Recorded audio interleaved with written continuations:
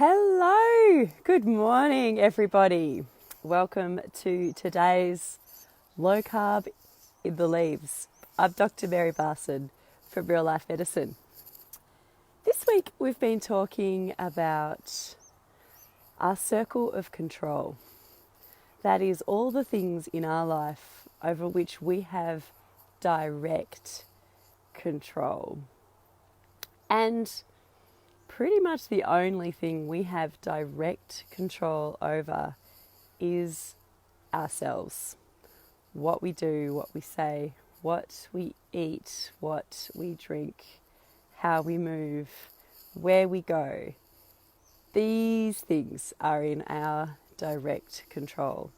They're the sum of all of our choices and decisions.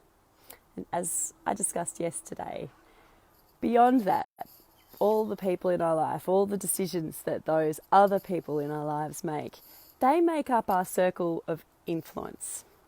We can't control their choices, and we should not let them control our choices.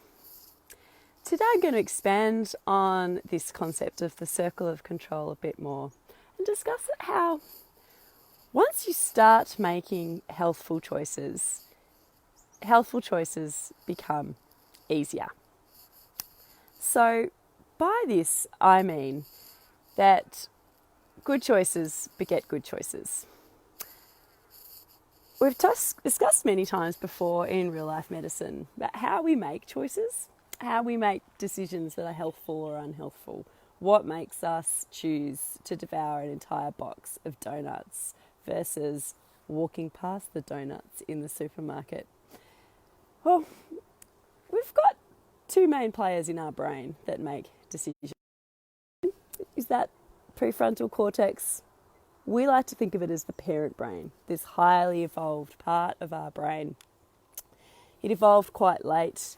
It's our executive function. It's like the CEO of our brain. This prefrontal cortex can understand the consequences of our actions. It can discern right from wrong, better from best. It can look into the future. It can make well-rounded choices, taking in data from many different points and deciding what would be the best course of action.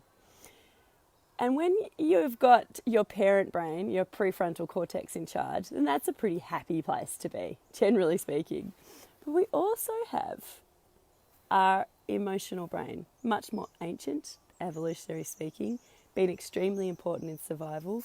This is like our emotional part of our brain, chiefly made up of the amygdala. I am oversimplifying it, but the amygdala is the main part that is involved. And the amygdala is very reactive. It's a very stress-ridden part of the brain. It's very impulsive. It's the I want the donuts and I want them right now part of your brain, like the toddler. We like to think of it as the toddler. So inside your brain, you've got a parent, prefrontal cortex, and the toddler.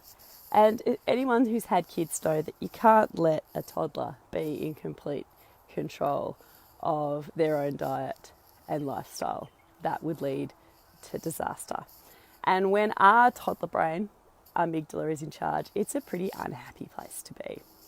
It's not nice. Nobody wants to live in that stressful, reactive part of their brain. So back to the circle of control. When the toddler brain is active and yelling at you to eat the donuts, it can be pretty difficult to ignore it. And indeed, the interesting thing here is that the prefrontal cortex and the amygdala, the parent and the toddler brain, they talk to each other, but the connection between the two can get disrupted when the brain is inflamed. So if you're stressed or sleep deprived, if you've been on a big sugary binge, you've eaten a whole lot of unhealthy, high carb, refined or processed foods, actually the ability of your parent brain, the amygdala, to connect with or your prefrontal cortex to connect with your amygdala gets decreased. And some doctors actually call this disconnection syndrome. So there's a disconnection there. And I'm sure you could all relate to this, but If you get really stressed because you're totally sleep deprived and you're letting other people's decisions really affect you, colleagues at work annoying you, and then you go and you eat a whole packet of donuts, your body gets flooded with sugar and seed oils and it raises inflammation, then your brain actually gets inflamed and your ability to make good decisions, to live in that prefrontal cortex area, actually decreases, and it makes you more likely to smash more donuts. So you can get into this negative spiral down where the unhealthy choices result in more unhealthy choices, result in more unhealthy choices. But the good news is that just as you can spiral down into a massive donut eating binge, you can also spiral up.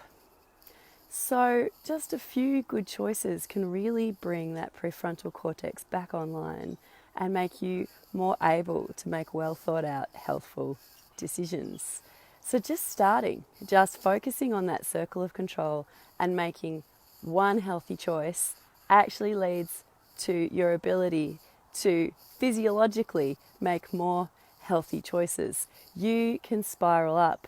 And then once you just start making healthy choices, it becomes a lot easier to continue.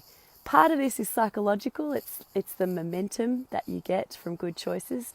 You feel good, you feel proud, you start to feel better and look better, and you're motivated to keep going. And part of it is also neurological. Your prefrontal cortex becomes stronger and more able to rein in your emotional brain. So today, as you go off and start your days, wonderful people, just start. Make some healthy choices and more healthy choices will start. It is all within your circle of control. And if for some of you out there are really struggling and just not knowing where to start at all, I would start with some mindfulness and some meditation. Even 3 minutes of mindful breathing is a great healthy decision that can really get your prefrontal cortex back online and allow more healthy decisions. So have a great day, everyone. I look forward to seeing you tomorrow. Bye.